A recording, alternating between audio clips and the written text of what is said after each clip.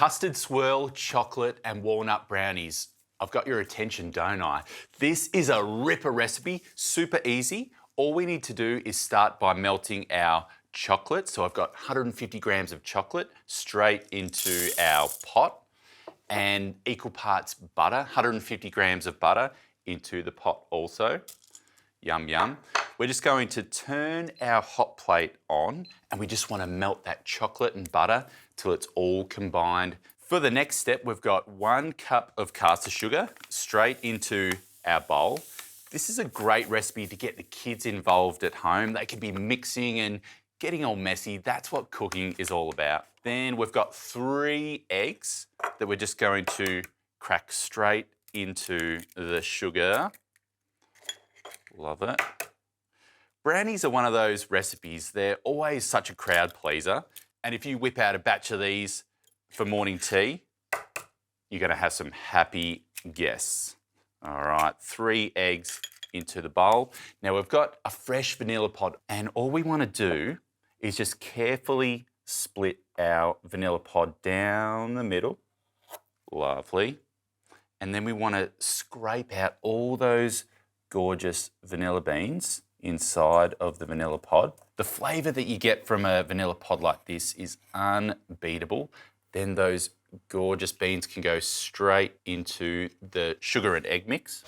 All right, then we want to get a whisk. We just want to mix this until it's light and fluffy and the sugar's dissolved. It'll only take a couple of minutes. It's also a good workout.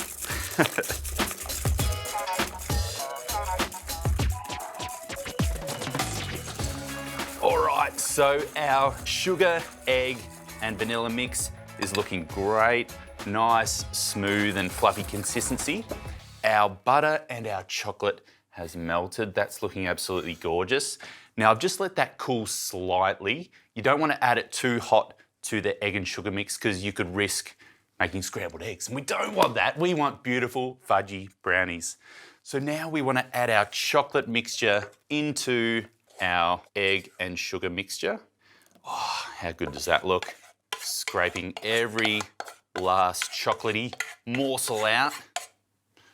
Beautiful. Now we'll just get a spatula and just give that a good mix just to combine. Sensational. Now to finish off our brownie batter, we've got some walnuts. I love walnuts in brownies, so they can go straight in. A good pinch of salt. I love using a little bit of salt even in my dessert cooking.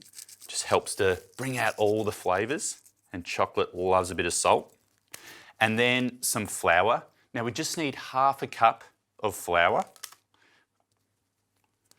Now we just want to give this a good mix until it's all nicely combined.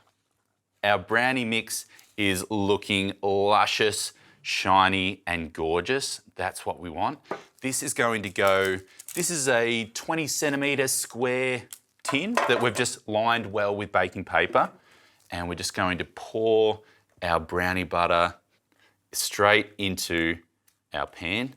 You don't want to leave any mixture behind. Now just give that a little pat out with your spatula just to make sure it's nice and even. All right. Now the fun part, we're putting a little twist. I'm using some custard.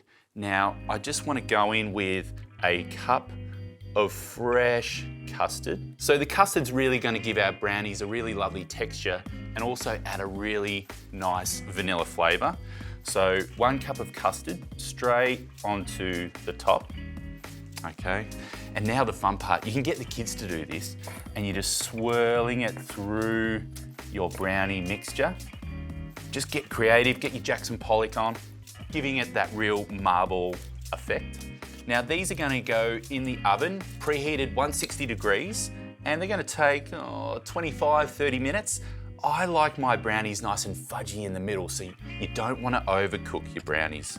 All right, they are ready for the oven. Let's go.